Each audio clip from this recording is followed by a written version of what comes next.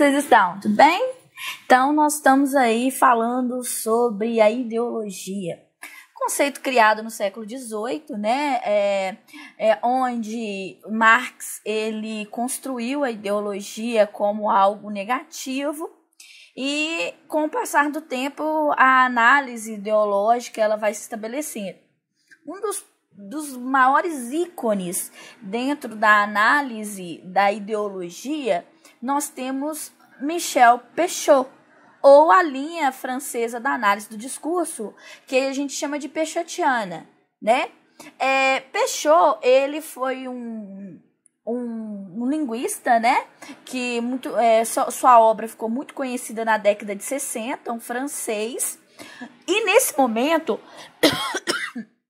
existia uma concepção da parte da linguística de Saussure, né, que é aquela que a gente já trabalhou, a gente falou a língua como se um estudo da ciência, enfim, como uma análise científica, desestruturada, estruturada apenas na ciência, neutra, enfim.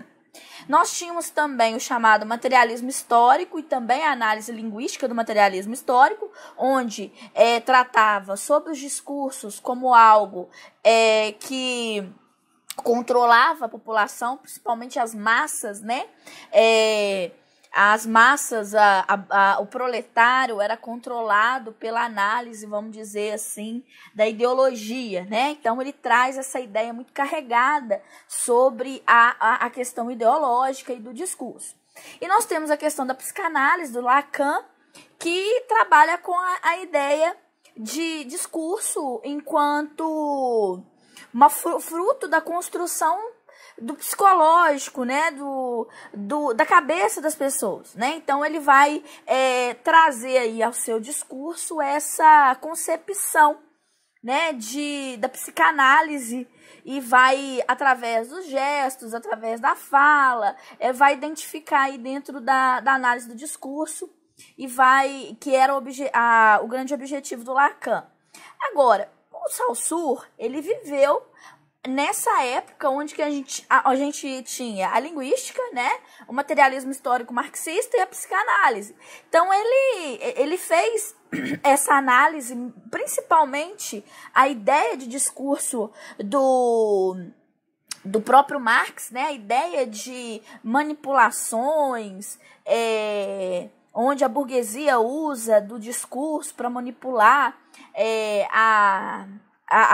toda a sociedade, enfim. Então, ele vai analisar, ele também é um marxista, ele vai analisar esse objeto de estudo que é o discurso. Então, ele vai fazer, será que existe essa questão de manipulação? Será que a língua, né, a linguística, o discurso, ele é algo tão estruturante quanto afirma Saussure, né, ou é a questão do psicológico que influi dentro da análise do discurso? Então, ele pega todas essas correntes de pensamento e analisa e verifica, tá, gente? Então, vamos pensar um pouquinho. O Saussure, o Peixot, né, essa concepção peixotiana, analisa que o sujeito ele não é único. E isso advém das teorias psicanalíticas, né? O sujeito, ele não é livre, mas ele é a origem do discurso, né? Então, nem tão preso às estruturas, mas também nem tão livre das amarras aí, tá? Ele não é único, ele tem várias facetas, né? Então, assim como a língua, de acordo com ele, não é apenas a fala, não é o texto, mas existe aí toda uma existência material. Aí vem a questão materialismo histórico marxista, ou seja, é através da sociedade, isso nós já discutimos, né?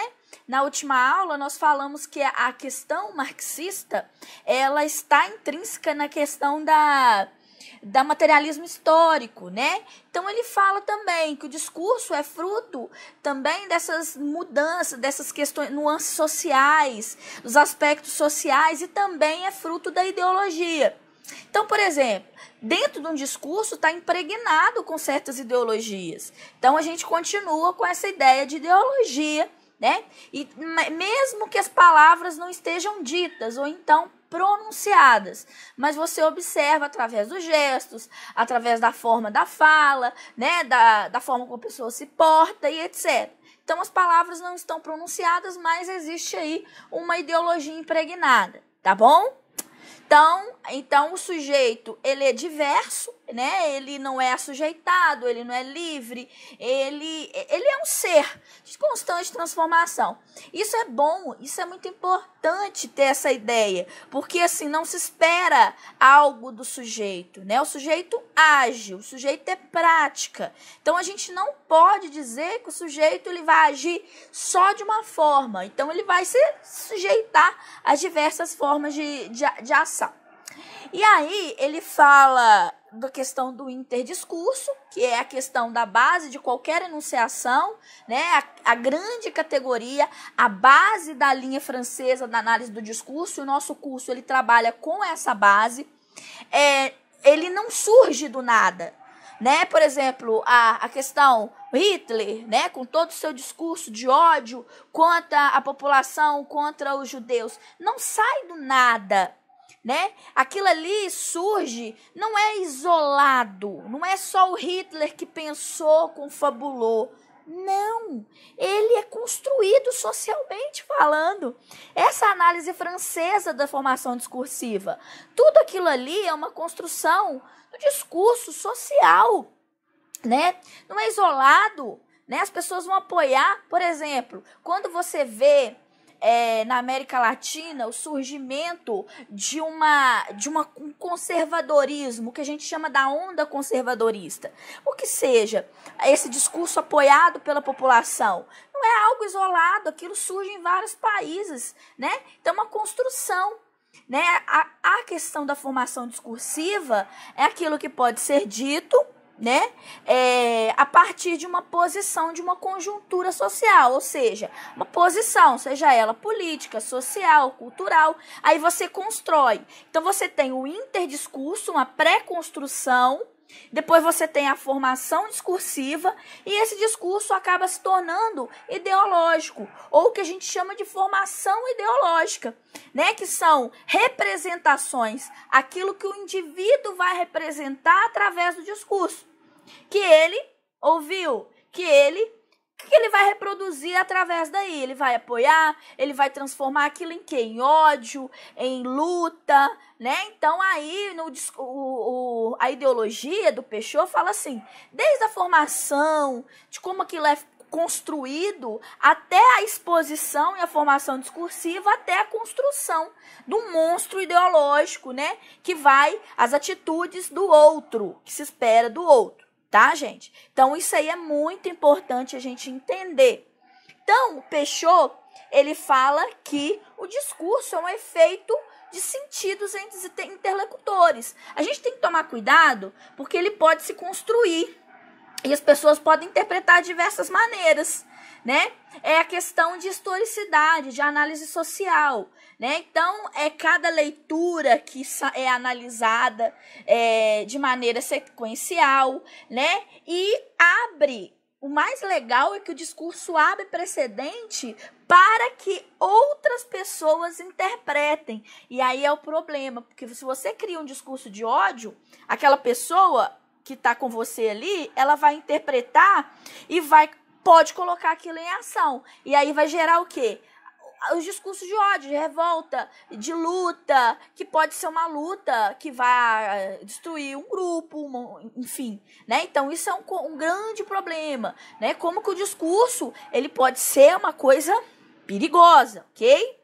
Então, quando se fala em Peixoto, em Michel Peixoto, fala-se em análise de, por exemplo, a história em quadrinhos. Você fala assim, uma coisa, Tatiana, uma coisa tão pequenininha, né? Uma leitura. Não, existe o estudo da análise do discurso da história em quadrinhos. E aí eu estou aproveitando um texto que eu escrevi que fala sobre isso, né? Porque a história em quadrinhos, ela é um mundo, ela é construção de mundo, é uma leitura de mundo, né?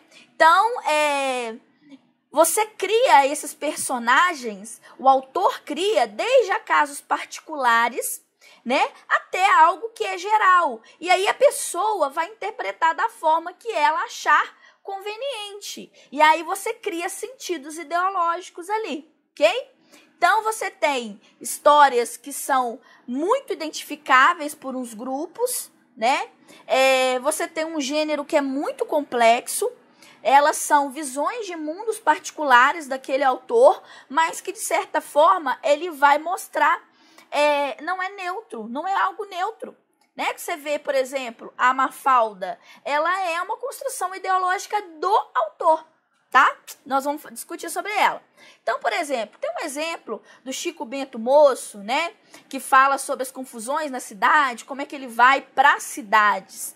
Então, você tem a construção do Maurício de Souza querendo mostrar uma crítica social dentro aí da história em quadrinhos do Chico Bento, porque quando ele vai para a República de Estudantes, né, as pessoas elas começam a ouvir o caipirês dele, e aí mostra o funcionamento de uma ideologia ali, no qual parece que a cidade fala muito certo e as pessoas do campo falam errado, e aí ele fica numa análise aí bem estruturante, né, estrutural, né, da vida, do ambiente urbano, das formas com que ele fala, se está errado, se está certo, o mundo do Chico Bento cai, né?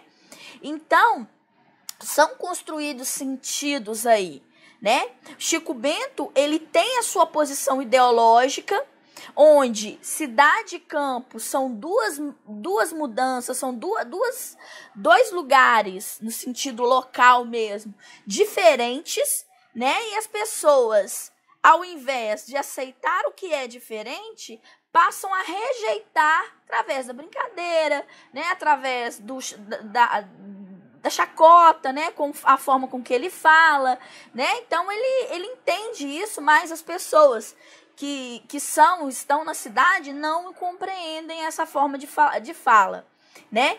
Então ele começa a trabalhar com a questão do homem do campo, né? Como é a fala do discurso, onde mostra uma representação aí extremamente ideológica. Em alguns momentos, Maurício de Souza pecou muito, porque ele trabalha coloca o Chico Bento chapéu de palha, né? Uma fala muito carregada, né? Então ele mostra ali uma ideologia do próprio autor da obra do Chico Bento, né?